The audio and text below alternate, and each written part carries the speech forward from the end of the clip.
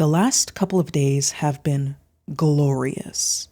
There is a thick cloud of glory that has showcased itself over the past few days. Welcome to my show. I am Meteor, a Christian Democrat. I like to talk about entertainment, art, whatever's happening in the world, and occasionally politics. Today, we're going to talk about the Olympics, the BAFTAs, and the situation with Katseye. And I want you guys to understand that all three of these events are spiritually connected, not spiritually like religion. I'm not going to go there. I don't like it when people over spiritualize things either. When I say spiritually throughout this video, I mean in terms of human will, human spirit, human action, and human outcomes, and human reactions. In my mind, all three of these events occurring in quick succession, it's almost as if, we'll get to it, but it's almost as if God himself is presenting America with two options and saying, which will you choose? Will you be able to identify good from evil and evil from good? And will you be able to do it in a way that is sensible, in a way that is moderated, in a way that is wise and full of understanding? Or will you choose the old way of doing things, the tribal way of doing things, the way that you have been going since the beginning of your time here on Earth? So let's get into it.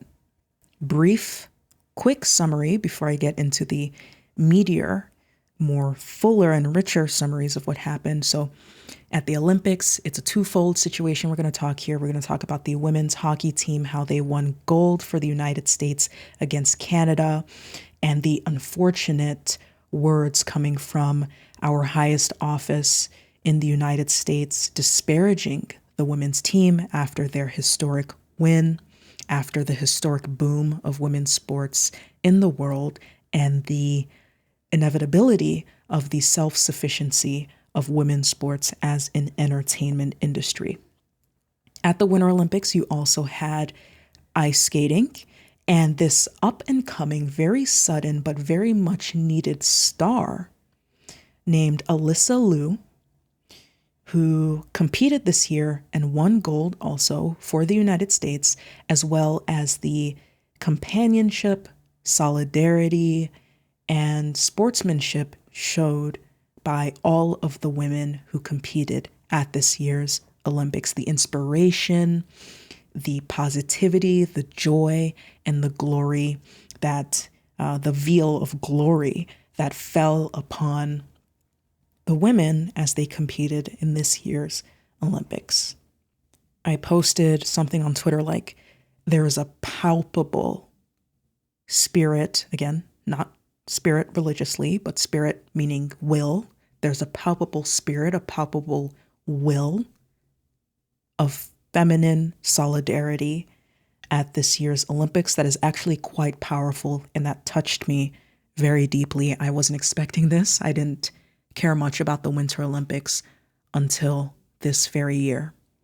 We also very shortly, in quick succession, chronologically, had a situation at the BAFTA Awards, a prestigious British filmmaking awards ceremony where the two of the stars of Sinners, Michael B. Jordan and Delroy Lindo, were presenting an award when someone in the audience who happened to have a condition called Tourette's had an outburst where the N-word was shouted at them during this time. This is a historic moment as well, as Ryan Coogler, the director of Sinners, is the first Black man to win an award of the type that he won this year.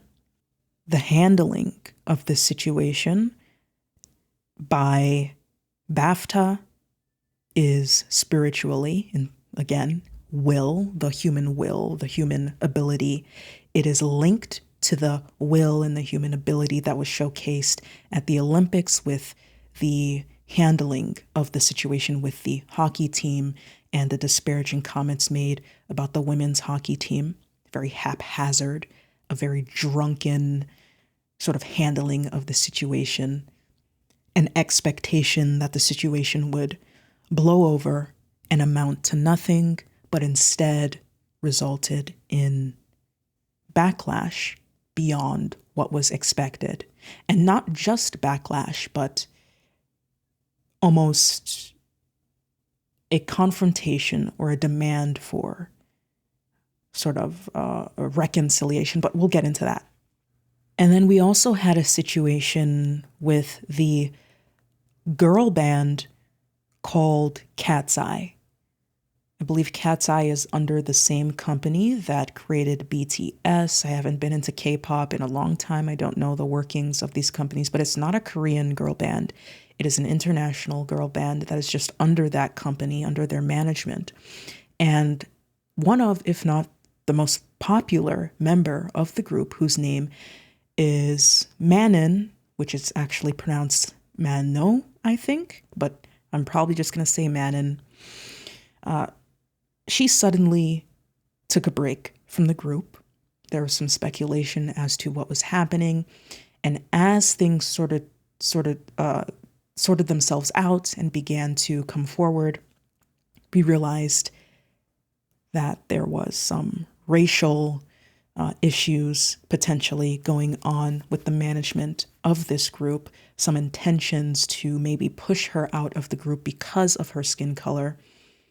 And once again, this controversy, this potential drama between members, whatever it was that started this fallout, the company behind it behaved in a manner similar to the way that the BAFTAs behaved with the N-word situation, similar to the way that the hockey team's PR team and our political leadership responded to the disparaging comments made about the women's team. There was a very drunken and sluggish and foolish, haphazard handling of this situation.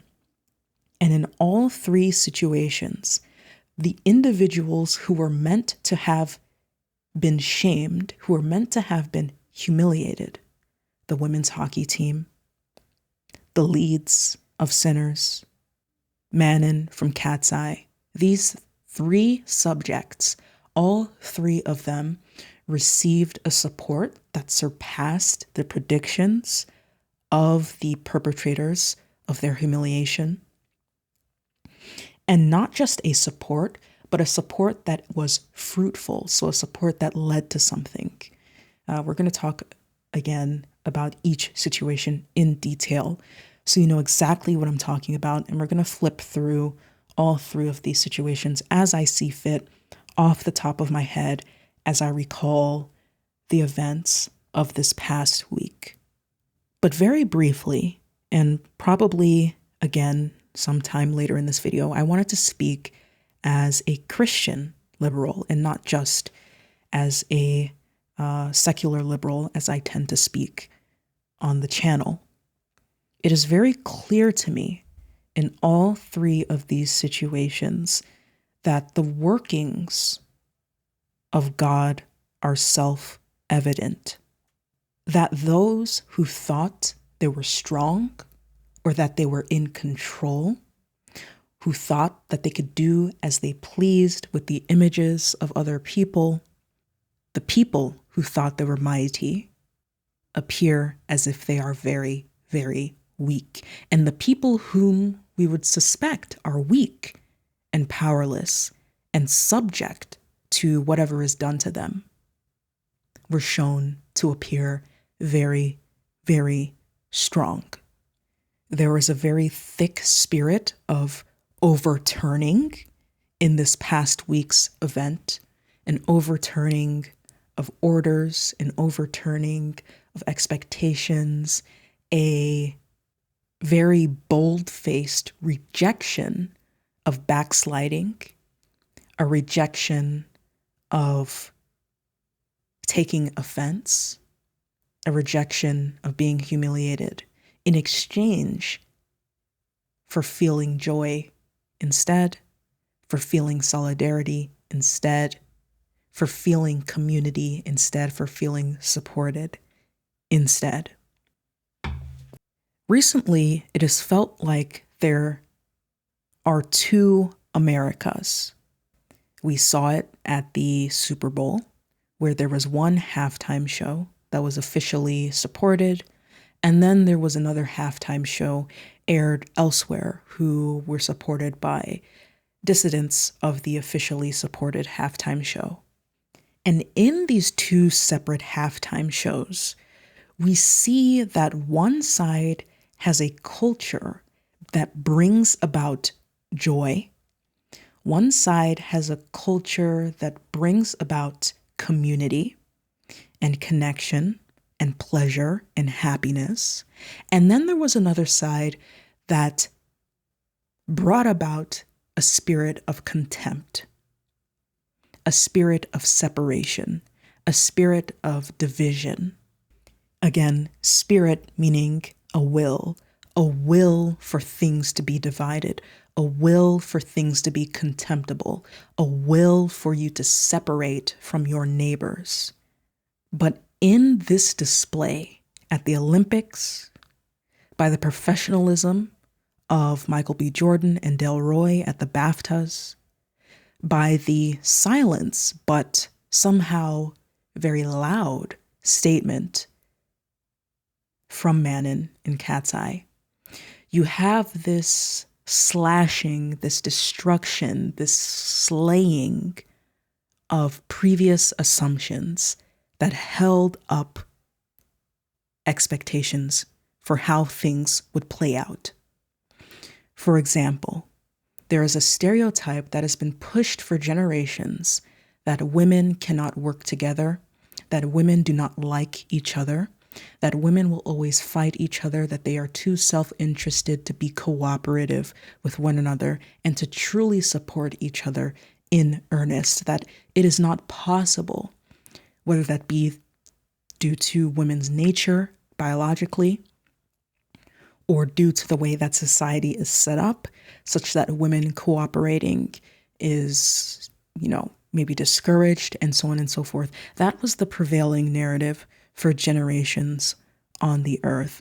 However, at this Winter Olympics, focusing now just on the ice skaters, we had Alysa Liu, who has become overnight a symbol of Gen Z joyfulness, of Gen Z joyful wokeness, a symbol of Gen Z femininity, of Gen Z womanhood, of Gen Z personality styles, of Gen Z, socialization and interaction with the world, and of Gen Z women's, stubbornness to do things and to choose the way that they would like to live.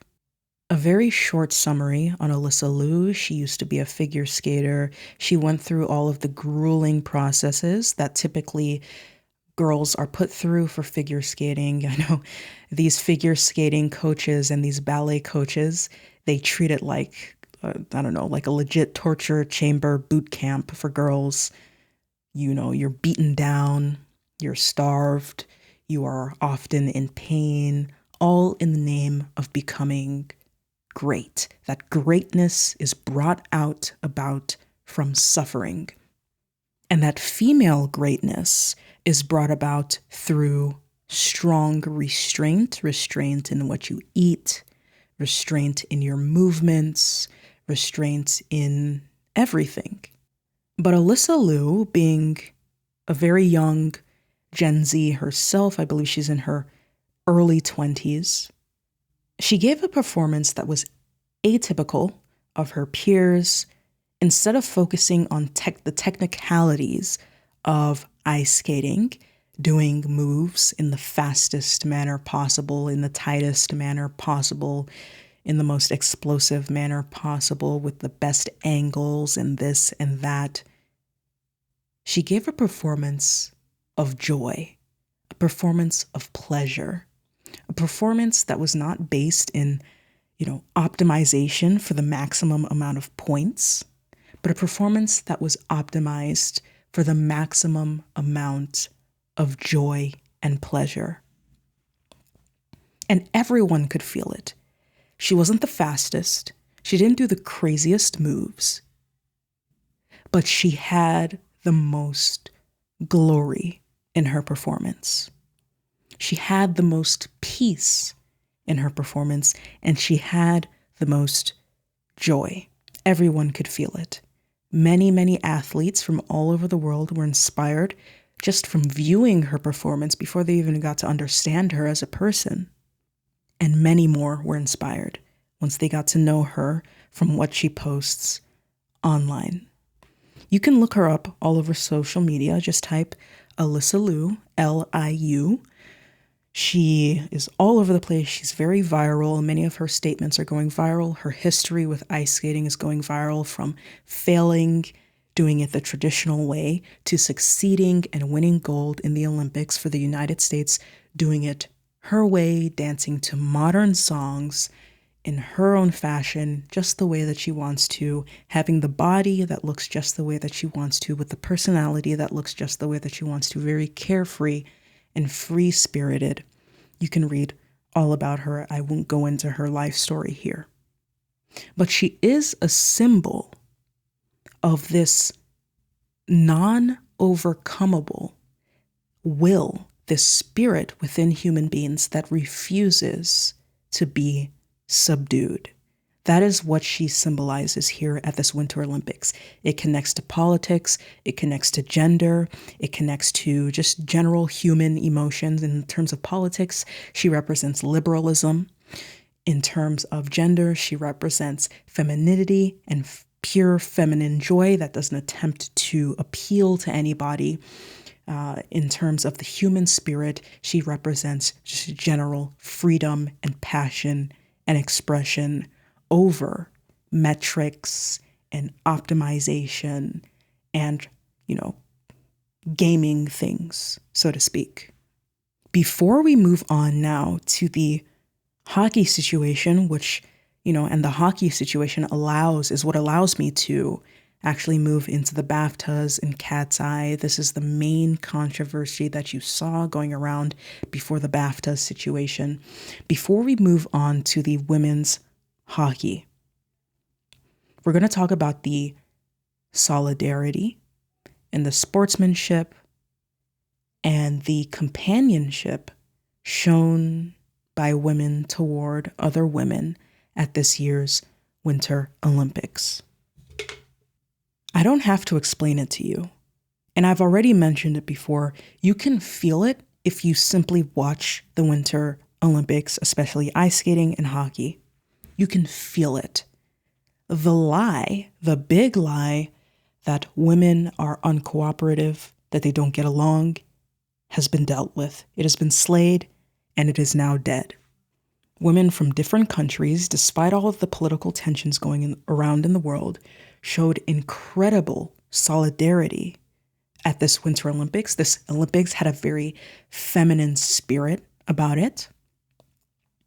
And it's very powerful because we're coming off the backs of the Epstein files, which is forcing the world and forcing Americans to repeatedly, each and every day, acknowledge the abuse of women, girls, and even infants. It's truly horrifying stuff that is very difficult to look at. It feels as if the entire world is kind of desiccating a bit. They're not wanting to look at it for too long.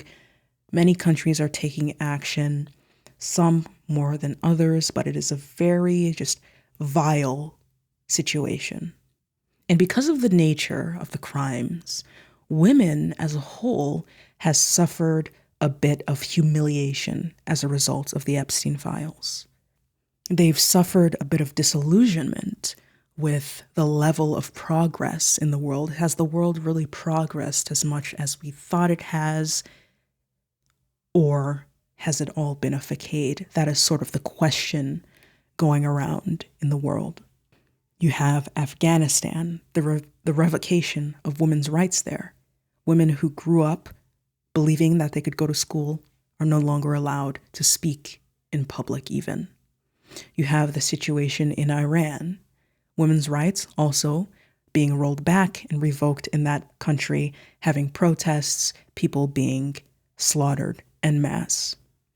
In the United States and in much of the Western world, the Epstein files and also the rise of, questions concerning the 19th Amendment, women's right to vote, questions about tribality, whether or not tribalism is something we want to return to, whether or not kings are something and we want to return to. Has liberal democracy failed? Has progressivism failed?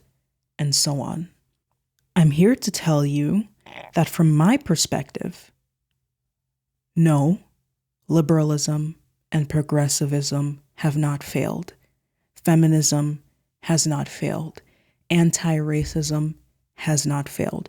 But rather, these things have become perfected and their glory has been made more apparent. The concept of treating your neighbor how you would want to be treated. The belief that there is neither male nor female, that there is no such thing as ethnicity or as race, have become more glorious when confronted with their opposing counterparts. And so in these three situations, you have the spirit of tribalism, the will of humanity towards tribalism, the will of humanity towards its most primal instincts is directly confronting the will, the spirit of happiness, of joy, and of equality. And what we saw over the past few days is that the will and the spirit of happiness and equality cannot be subdued by wickedness. It just cannot. It can't stand up to it. When both of them are displayed side by side, right next to each other, one after the another, the will of goodness, the will of equality, the will of anti-racism, the will of anti-sexism, the will to break down divisions between people is simply more pleasant. These things that we are told are, shameful, things such as empathy, things such as, being a feminist or not being sexist or believing in equality, these things that we are told are weak and senseless, not based in human nature. These things that we are told are inevitably going to disappear eventually are actually shown to be great, to be glorious, to be fruitful, and capable of inspiring entire nations.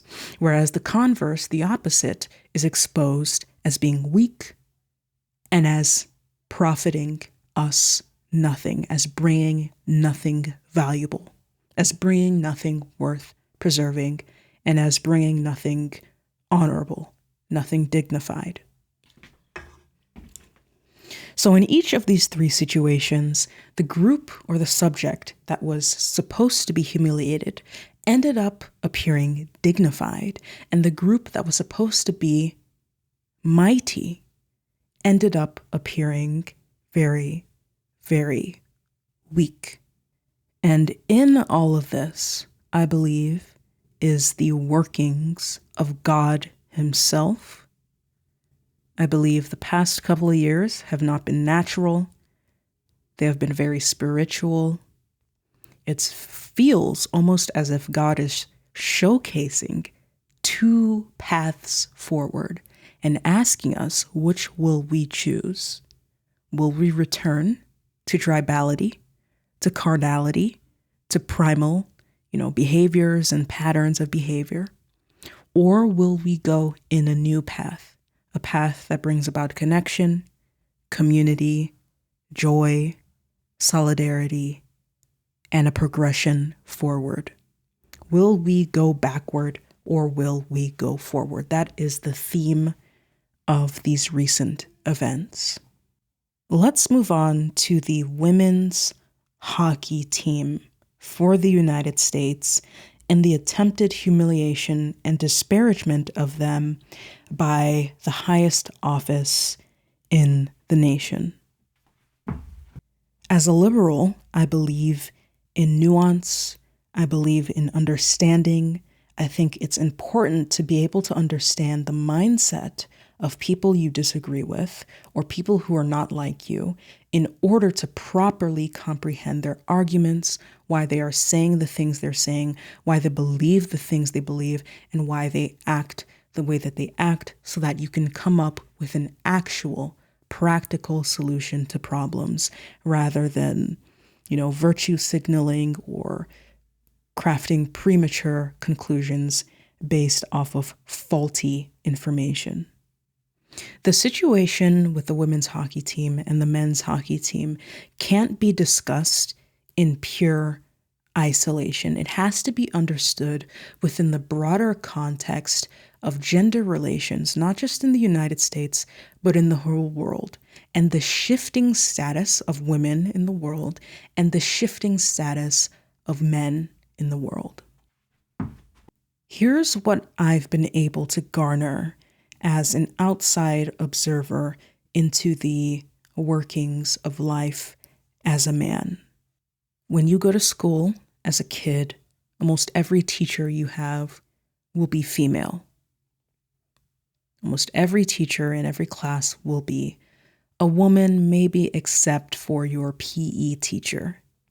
Over the past few decades, very suddenly, industries that were very male-focused, such as the gaming industry or the film industry, have suddenly seen an influx, an avalanche, and a tidal wave of women into these industries who are changing the way stories are told. They are changing the demographics of the stories themselves. They are bringing about an aura or a vibe or a message that you don't really care about.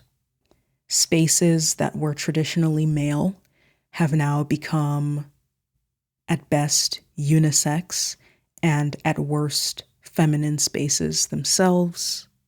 For example, the world of literature, of books, that has been an industry that has been completely overtaken by women, female writers, female readers, and female storytelling techniques. Within education, boys are falling behind in primary education. Men are falling behind in higher education. The dating scene is very rough. Socially, Gen Z is very isolated. It is a very socially stunted generation, a generation very hungry for a sense of community and companionship and of belonging and purpose. And one of the few places you find this is in sports.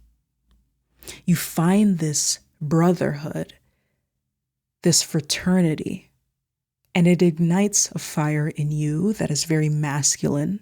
You feel that masculine energy. It's one of the few places you feel you're allowed to just revel and sit and stew in that masculine energy is in sporting. And then all of a sudden, again, just like literature, just like filmmaking, just like the gaming industry, women have emerged. And they are beginning to ask for things. They're beginning to bring up things you don't really want to talk about. Sports are supposed to be an escape from politics. And now the women are talking about, pay gaps and, discrimination and all of these things. And it's supposed to just be a space for the guys, for the bros to hang out, to fulfill their masculine, rituals, to sit in that masculine energy, and to just be men. And while there were female sports in the past, women's sports, the women's sports were always viewed as a subset, as a appeasement, as a goodwill gesture toward women, and not as something that was self-sustaining and able to stand on its own with its own bargaining power and with its own might. And that's sort of been happening in the background. All of that is happening in the background. The rise of women's sports, the shifting of women's position in society, the shifting and the prevalence of women's opinions in society, and the changing and shifting of gender dynamics and the position of men and the status of men in society. All of that is happening in the background. And then women win gold for the United States for hockey at the Olympics. Everyone's happy.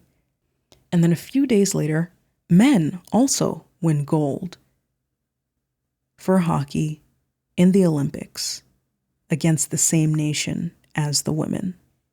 And in this moment, when the victors of this competition were basking in the glory of their victory, they received a call from the President of the United States.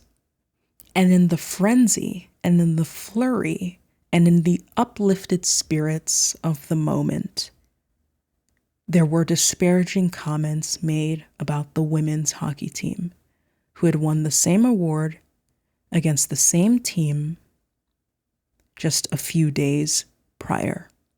And yet they were not given by the authorities who give it, the leadership of your nation, your fellow sportsmen. They were not given that same glory. But in doing so, in the attempted humiliation, the attempted disparagement, the attempted reminding of one's place, they actually unintentionally granted the women at the Olympics an even greater glory than they had been given before. Just like in the halftime show, the joy of one side felt authentic and the joy of the other side felt manufactured. The victory in this Olympics on one side felt authentic, and the victory, or the sense of victory, the spirit of victory, the spirit of glory, and, all of that stuff felt manufactured on another side.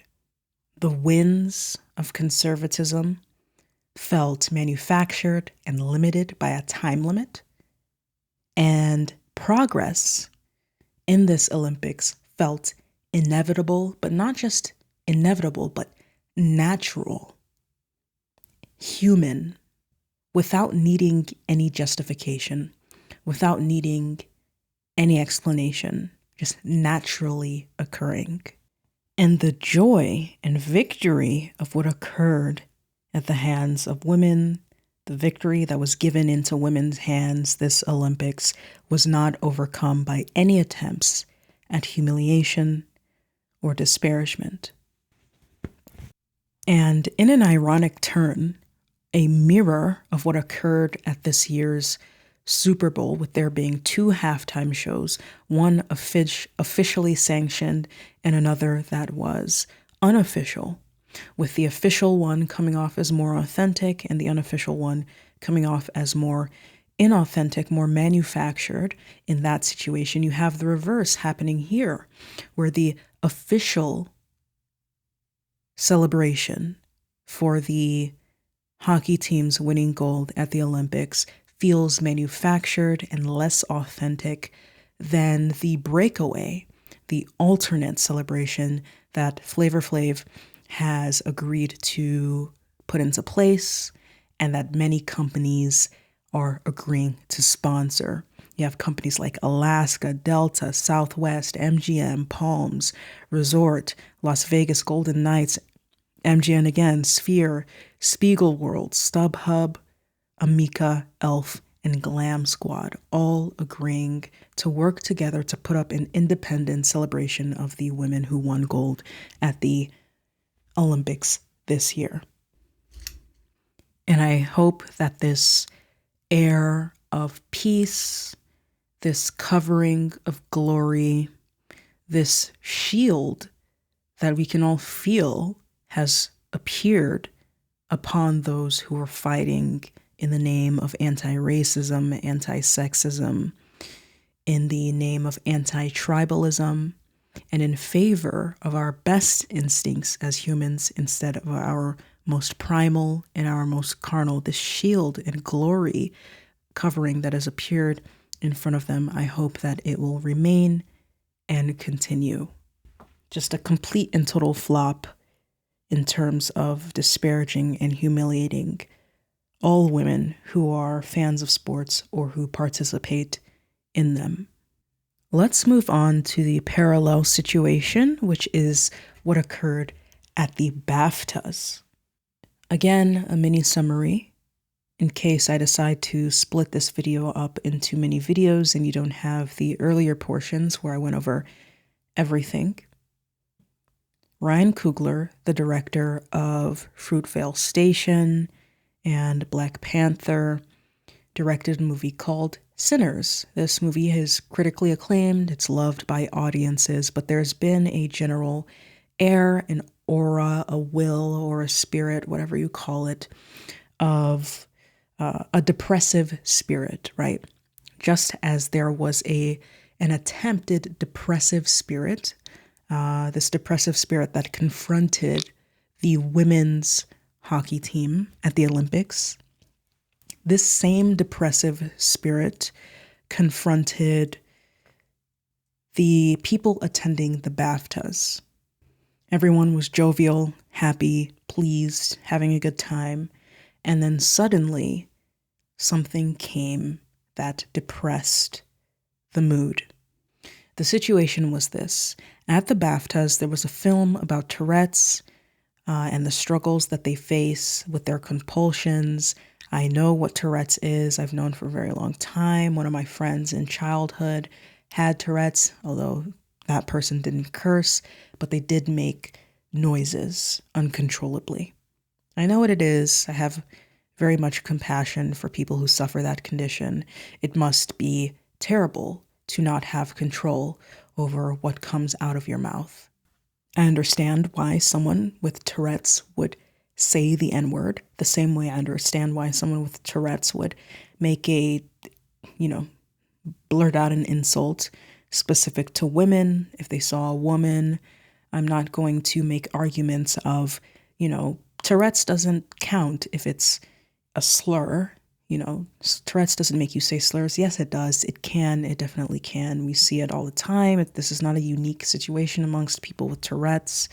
They just tend to blurt these things out according to whatever is culturally known to them in their culture. So you'd expect that a person with Tourette's in the Western world would have the understanding of the N-word and who it is applied to, and unfortunately have that blurted out the same way you would presume that a person with Tourette's would understand, what insults pertain to women or what words pertain to women and blurt them out as well among all of the other insults and all of the other explicatives that you could say. What connects the BAFTAs to the Olympics is this depressive spirit, this will that said this thing should not be cut out of the broadcast, that it should be displayed in front of the whole world to see, when it was well within their ability to cut it out. When Warner Brothers, the studio behind Sinners, asked them to cut it out, it is connected to the Hockey Olympics event by the mismanagement, this drunken, sluggish mismanagement at the hands of the BAFTA leadership that was also present at the Olympics, and the PR for what occurred there.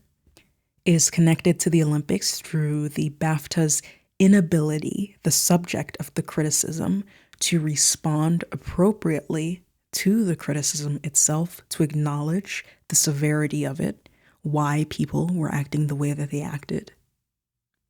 And it was connected to the Olympics through this, what I believe to be an attempt passive attempt at humiliation, a passive attempt at disparagement, whether that be intentionally or subconsciously through simply not caring, not thinking it's that serious. Before anyone mentions him, yes, we all know the person who said it has Tourette's. They have a condition, they can't control it. We know. We're not going to go over that again. The primary issue here is, in terms of things that we can control, the primary issue here is that the BAFTAs were asked to cut this out, and they did not when they displayed the ability to do so for other things that were said during this broadcast. So they deliberately chose not to cut this out, whether that be a misguided attempt at marketing for the movie that brought awareness to Tourette syndrome, or it be a malicious attempt at humiliation, or it be incompetence, forgetfulness. We don't know. But what we do know is that there was the capability to cut this out of the broadcast, which was not done. In the broader trends of the increase of racism due to social media, the increase in the comfort in contempt for your neighbor, which has been brought about by social media and the internet, the sort of disparagement, passive disparagement that the movie Sinners has faced, even since before its release. Many of us saw that article that I believe Variety posted where they projected Sinners to be a flop at the box office. I don't know why they posted an article like that. Sinners went on to be very critically acclaimed and to make a lot of money, which put them to shame. In the wake of that, we had at this prestigious award show a movie which had themes of racism, themes of belonging, themes of freedom. We had, very ironically, someone who couldn't control it shout the N-word during the award ceremony where two of the stars of the movie were presenting. They handled it very beautifully. But the leadership, the BAFTAs, did not speak to Delroy, and presumably Michael B. Jordan either. They didn't say anything. They didn't apologize. They didn't acknowledge. The statements they heard were the same statements we heard as they were posted on social media for all to see. And then again, Google, which uses some sort of algorithm to generate headlines for its notifications for the news, posted a news headline which was generated in some fashion. Google says it was an AI. I don't know if I believe them, but even if it is true that it was an AI, it was probably some other sort of, categorization or ranking algorithm that chooses which word to put after see more on. But as you can read here, it says, The Hollywood Reporter, see more on, and then the N-word. And this is a headline from Google that went out to everyone who had their notifications turned on and whose algorithm was poised and curated to send them this sort of a notification on the BAFTAs.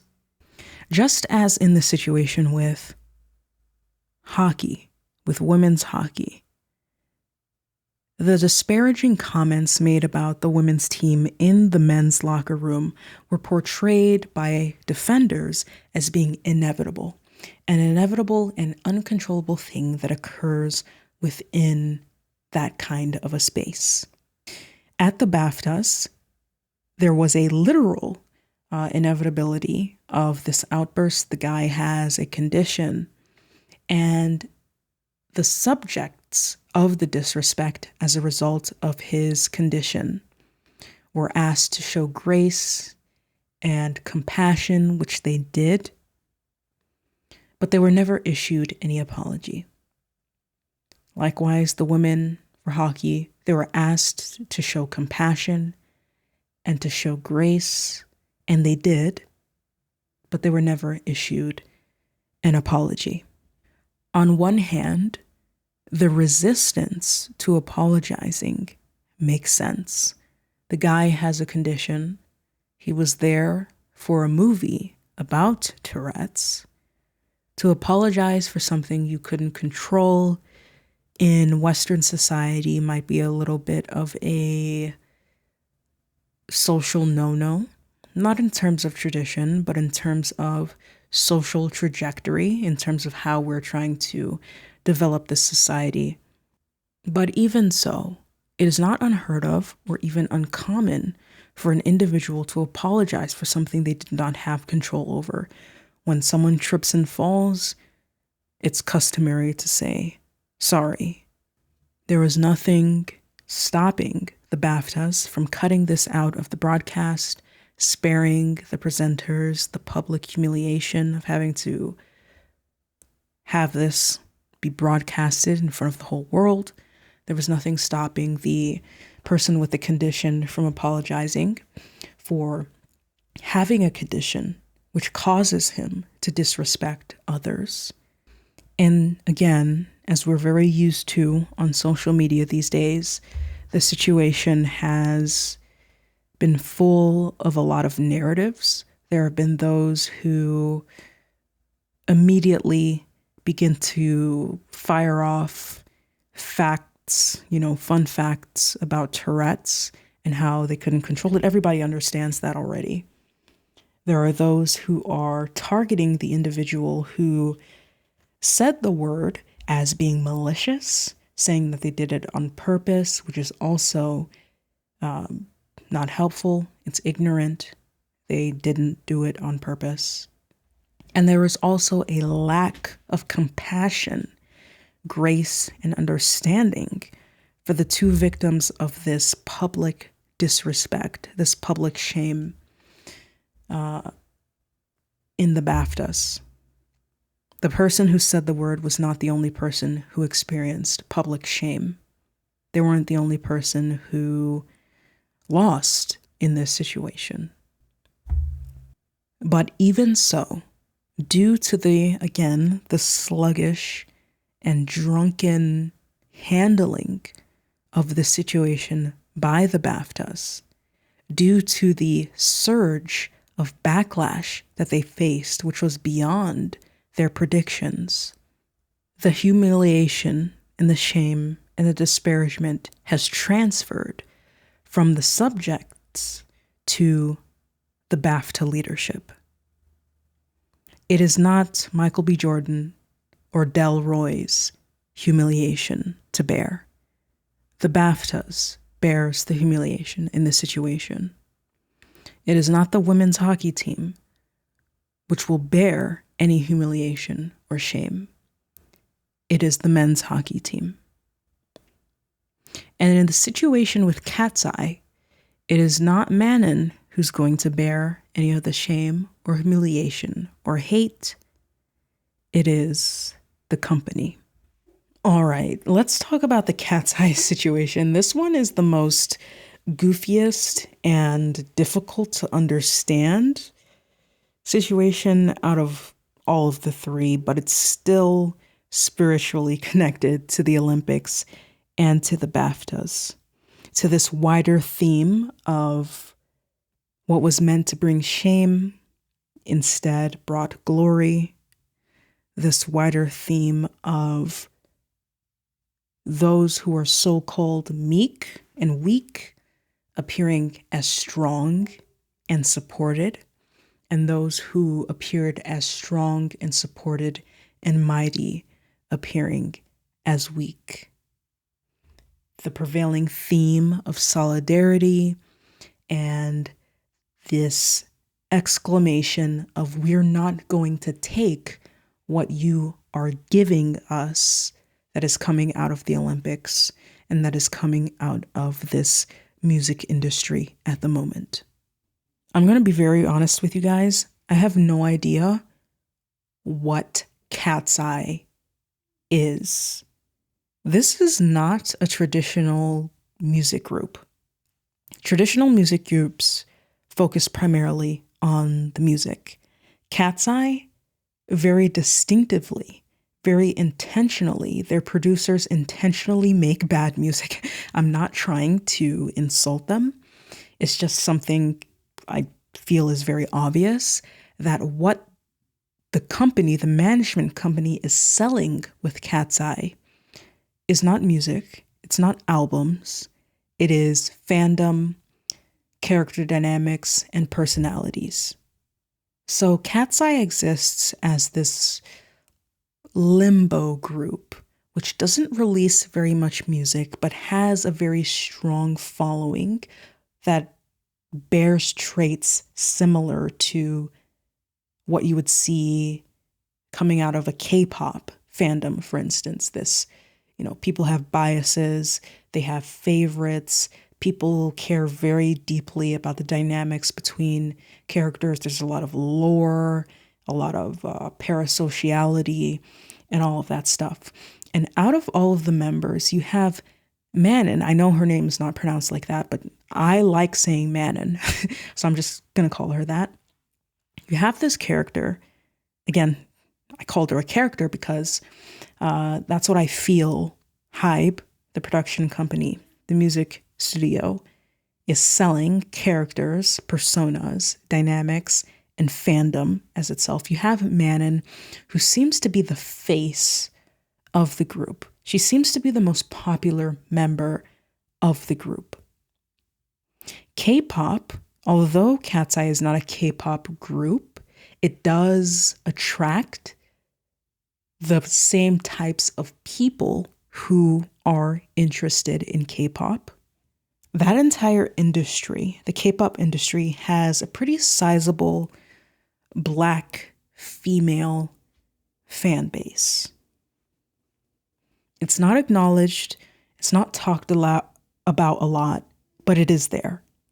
And on top of all of that, additionally, just so you have a context over all of the things that are swirling and mixing together in the situation, you have the stereotypes, which I brought up when I talked about the Olympics and female solidarity. You have this stereotype that women are uncooperative, that women hate each other, that women are unable to work together. And this stereotype has been prevalent among girl groups and girl bands. The idea that a girl band can never reach the popularity of a boy band because of the nature of women and so on and so forth. But as I said earlier in the Olympics, that narrative has been slashed and slaughtered and laid to rest. The women at the Olympics have showcased extreme female solidarity that feels very light, easy, weightless, and natural. The conclusion that many people came out of the Olympics with, that came out of this year, this ongoing year with, is that many of the stereotypes put upon women were false. They were lies, they were misconstrued, and they were malicious. That this competition, this belief that women cannot work together, was not based in reality, it was not based in nature, it was not based in natural behavior, but that it was enforced or forced upon. That leads us into the Katseye situation. Like I said, I'm not a big follower of Katseye. I kind of just saw this happening in the background, and as I took a deeper look into it, I felt like it was just spiritually connected to the Olympics and to the BAFTAs. And so I needed to talk about it. There were groups called, Little Mix, Fifth Harmony. They had a sole Black member of the group whom people felt were mistreated. Katseye is no different. They have a sole Black member of the group. This is Manon. Over the past few days, they've not been talking about the situation directly, but they've been hinting at their inner thoughts and inner feelings through their interaction with social media. A little disclaimer, I am a hater and a despiser of speculation. I hate superstition. I hate it when people craft narratives without full evidence. I hate witch hunts. I hate all of these thinking patterns and all of these behavioral patterns that lead people into making conclusions without having evidence deserving of that conclusion. So I'm not going to give credence to any of the fan theories as to what's going on between the members. We don't know. We don't have the evidence. We don't have the justification to draw a proper conclusion as to what is going on between the members or what is going on between Manon and the management of Katseye. All that we know is that Manon has chosen very suddenly to go on a hiatus. The reason given was a health reason. There is speculation that it is due to either a issue between Manon and the management and disrespect that she might be facing there, or some disrespect that she might be facing from the members of the group itself. Either way, Manon has chosen to separate herself from the group for an undetermined amount of time, and the reaction has been completely opposite and unpredictable and inconceivable to what the management of Katseye thought would happen.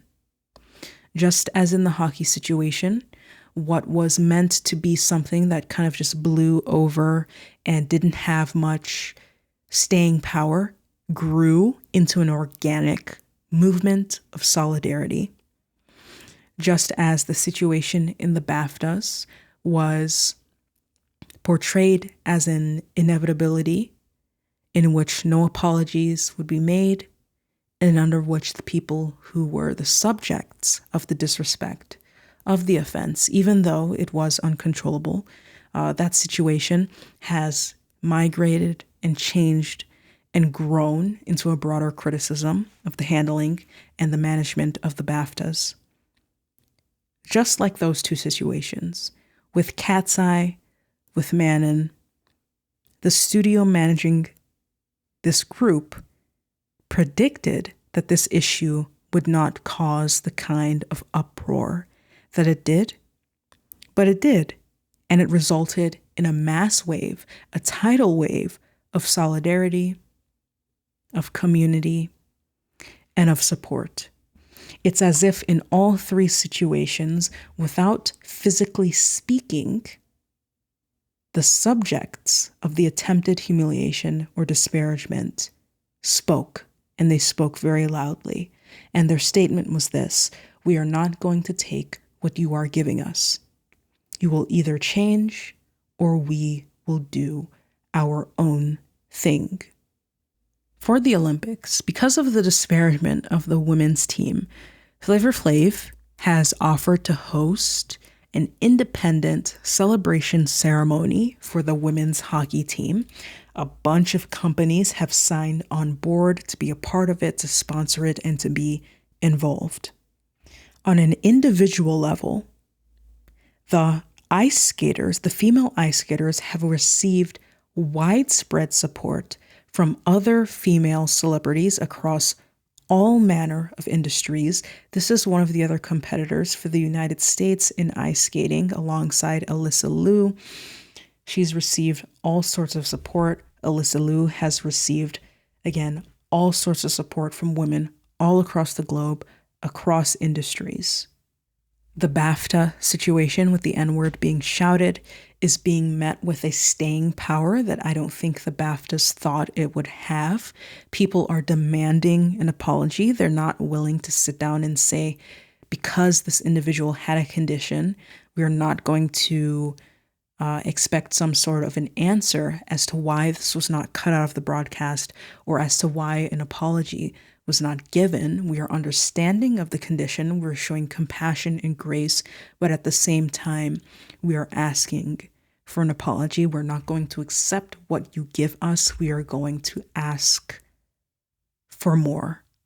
Likewise, with Manon in Katseye, She's taken a hiatus from the group. She hasn't really spoke out much, but her actions show that she is in alignment with what the other situations are broadcasting, which is this spirit of, we're not going to accept what you give us. We're going to ask for more, or we are going to do our own thing. Over the course of the last just like 2 days, countless celebrities have expressed support for Manon specifically. You have the Pussycat Dolls here. You have Ray coming out and following Manon on Instagram, one of the best artists of this new generation. You have Chloe Bailey throwing her support behind Manon.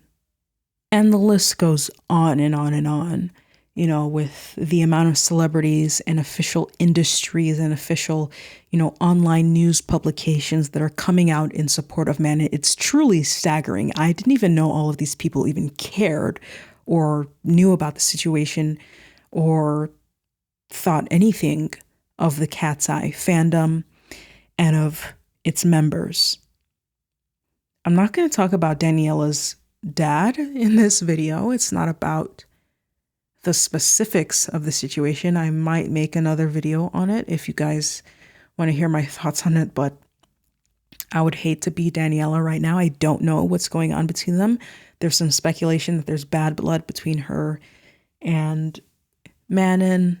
I don't have any concrete evidence to say anything one way or another, but all I know is that Daniela's dad is acting like an op. It feels like he wants to destroy her entire career. He wants to destroy the entire Katseye brand, and he really needs to be taken off of social media at this point.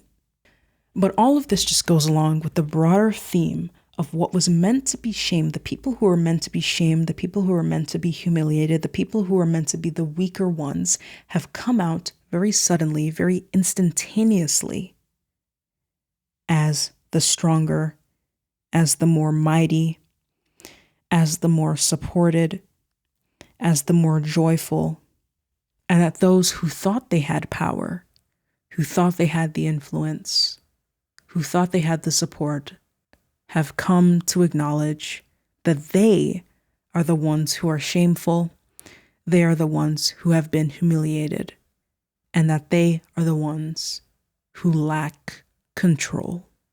So although the past few days have been full of controversy, I think, as I said at the beginning of this video, there's a very thick veil, a thick covering of glory and grace that has covered the women at the Olympics, that has covered Michael B. Jordan and Del Roy, and that has covered Manon from Katseye. Despite their attempted humiliation, their attempted disparagement, whether that be intentional or unintentional, controllable or uncontrollable, that shame and that humiliation did not come to rest upon them, but rather it was given back to its sender. I don't know if this video made a lot of sense. I don't know if I sound crazy. I don't know if I sound coherent. I don't script my videos. These videos are audiaries. They're meant to be listened to and not watched, where I speak about my thoughts and I ramble and I tell you guys things. So if you like this video, go ahead and comment below, give it a like, give me a subscribe if you feel like it, and tell me what you think about all of these three events, what they mean to you, if you saw the similar connection between them as I did, or if you think I'm completely off the mark. Let me know if you want any more specific videos that are focused on the Olympics or the BAFTAs or on Katseye.